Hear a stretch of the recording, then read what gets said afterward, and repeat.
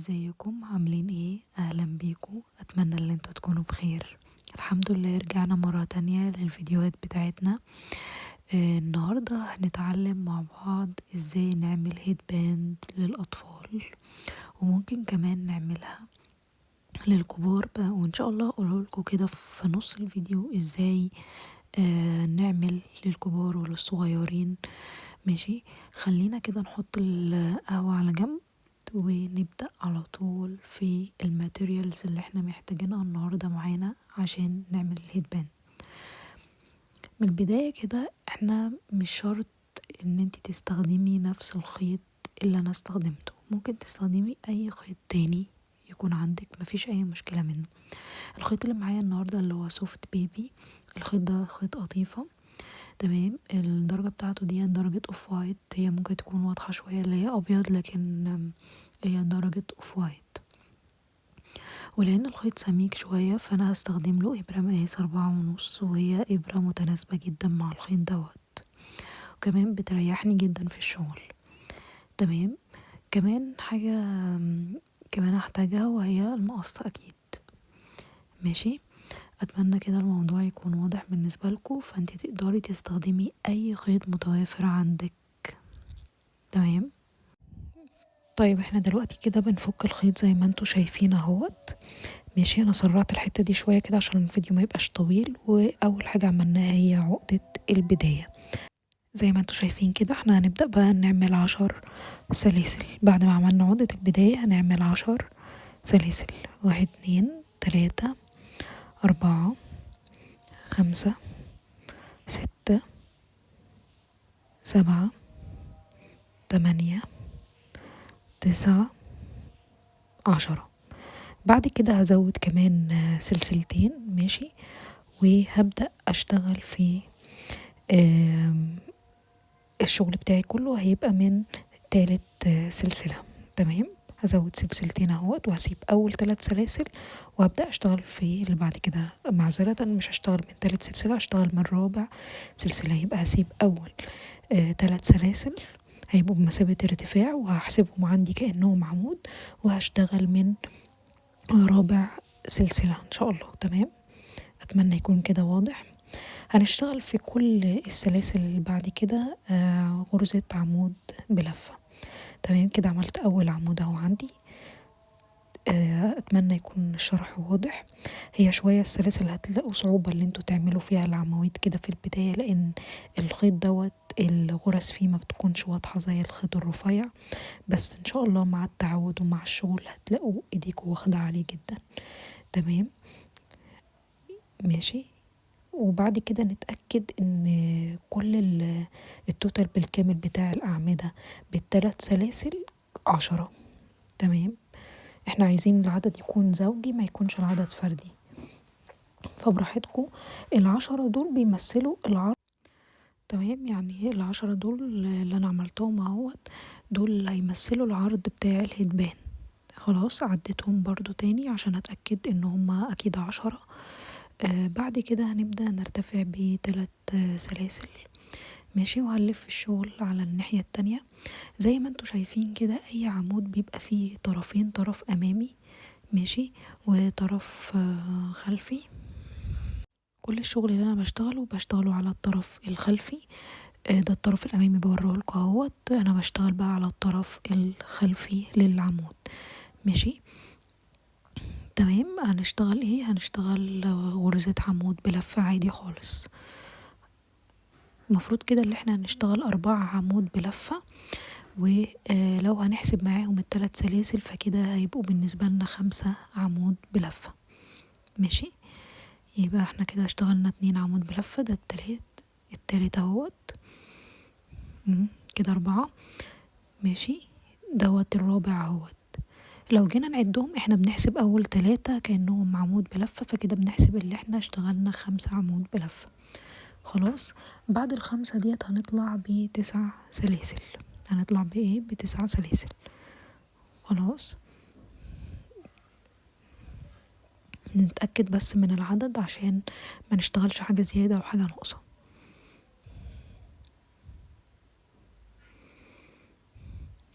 بعد ال9 سلاسل هنرجع تاني، انا بعيد اهو مرة تانية. بعد ال9 سلاسل دي المفروض ان احنا بنعمل 5 عمود بلفة.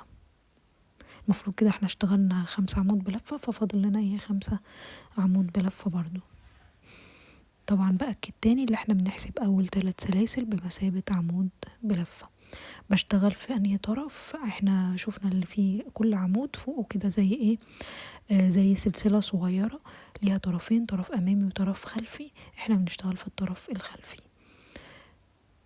جينا عند ال3 سلاسل اللي احنا عملنا فيهم، هنشتغل في انهي جزئية؟ هنشتغل في تالت سلسلة. 3 سلاسل اللي احنا عاملينهم في البداية، ماشي اهوت. هشتغل في تالت سلسلة انا عاملاها، اشتغل فيها عمود بلفة. خلاص انا كده خلصت اهوت.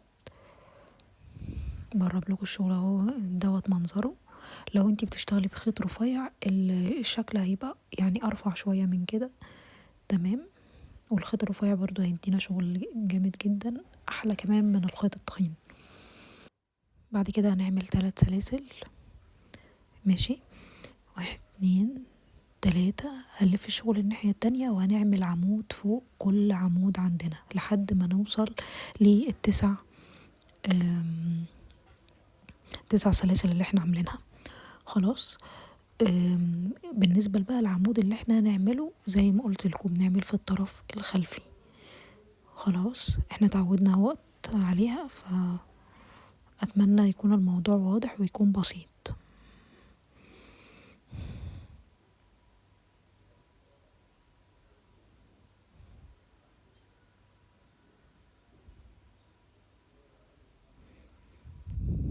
خلاص كده انا وصلت لحد المكان اللي انا عاملة فيه ال9 سلاسل. كده انا عملت كام عمود؟ كده انا عملت 5 عواميد.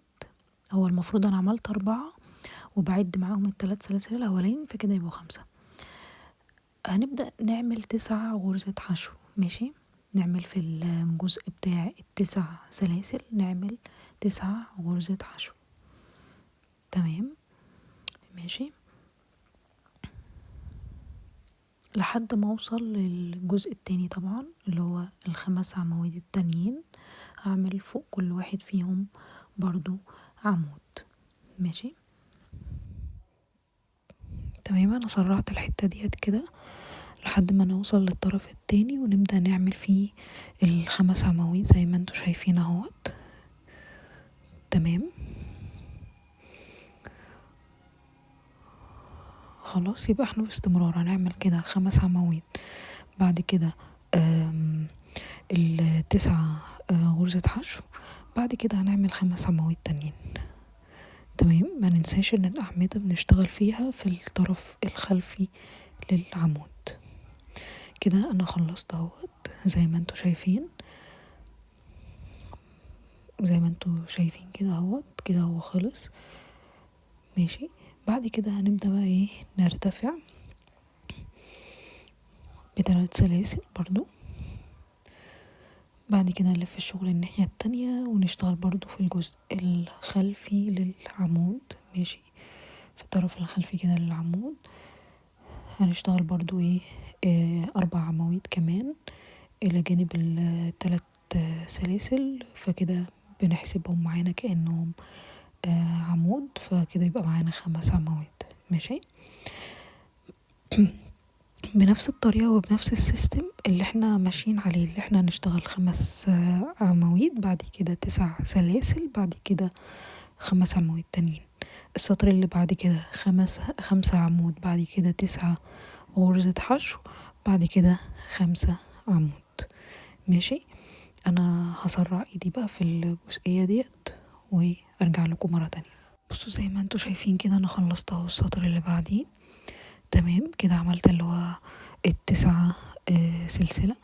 السطر اللي بعد كده هيبقى بقى تكرار للسطر التالت، ماشي، تمام. اللي هو السطر اللي احنا بنعمل فيه بنعمل فيه 9 غرزة حشو، بنشتغل في السلاسل ديت 9 غرزة حشو. يبقى سطر بنعمل فيه 9 سلاسل، والسطر اللي بعده بنشتغل فيه 9 غرزة حشو.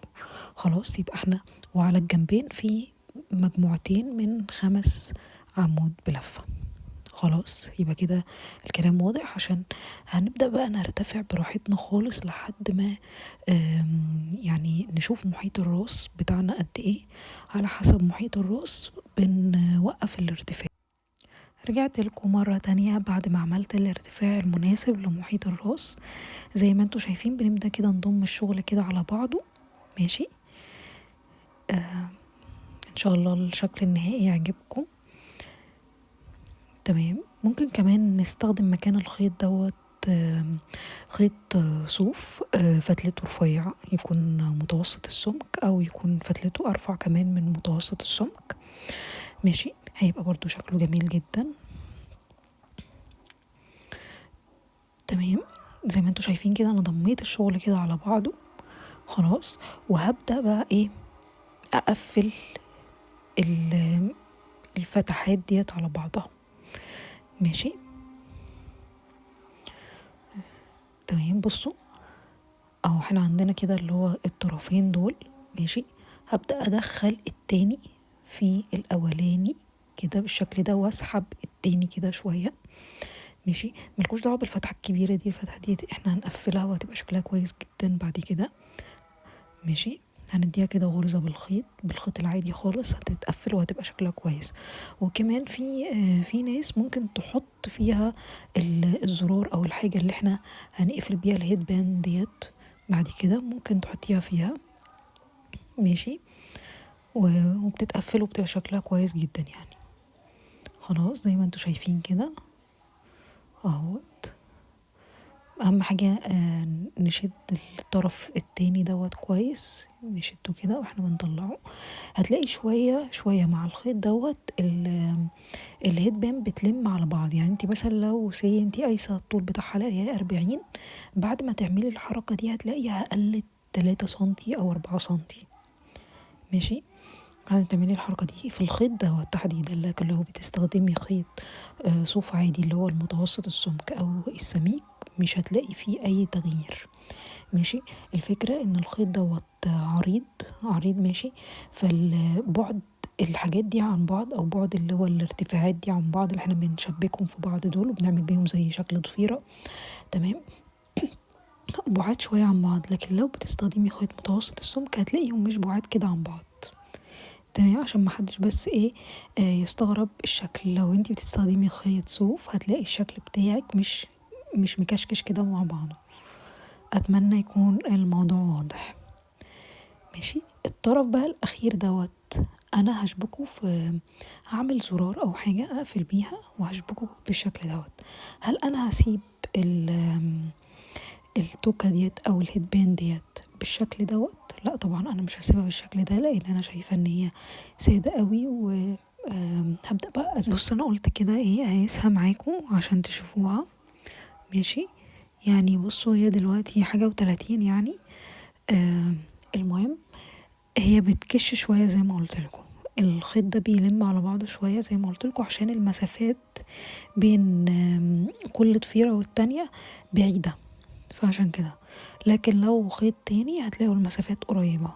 انا قصيت اهو الخيط وهبدأ يعني انضفه كده بإبرة التنظيف. بصوا طبعا انا مش هسيب الهيد بان كده زي ما انتوا شايفين. انا جبت زرار كده يليق معاها، ممكن تجيبوا اي حاجة. بالنسبة للفتحة اللي هي بعد الزرار ديت انا هقفلها بالخيط عادي. هحط شوية لولي كده على شوية حاجات كده كانت عندي. ماشي. للتزيين في عندي لولي صغير ولولي كبير. ماشي. زي ما انتوا شايفين كده انا ثبت كل الحاجات اهو. قفلت الفتحة اللي هي كانت بعد الزرار، والجزء الطرف التاني دوت اللي بنقفل منه الهيد بان، وعملت كل الحاجات ديت بالخيط. يعني اتمنى ان الشكل يكون عاجبكم. انا عن نفسي بصراحة يعني الشكل عاجبني جدا. هي تنفع للكبار وللصغيرين. لو انتوا طبعا عايزين المقاس بتاعها يبقى اكبر فبتزودوا زي ما احنا اتفقنا كده. ماشي. هي كمان متينة قوي وهي شتوية جدا في نفسها. لو انتوا عايزين الخيط اخف زي ما قلت لكم كده تستخدموا الخيط رفيع شوية. باي باي.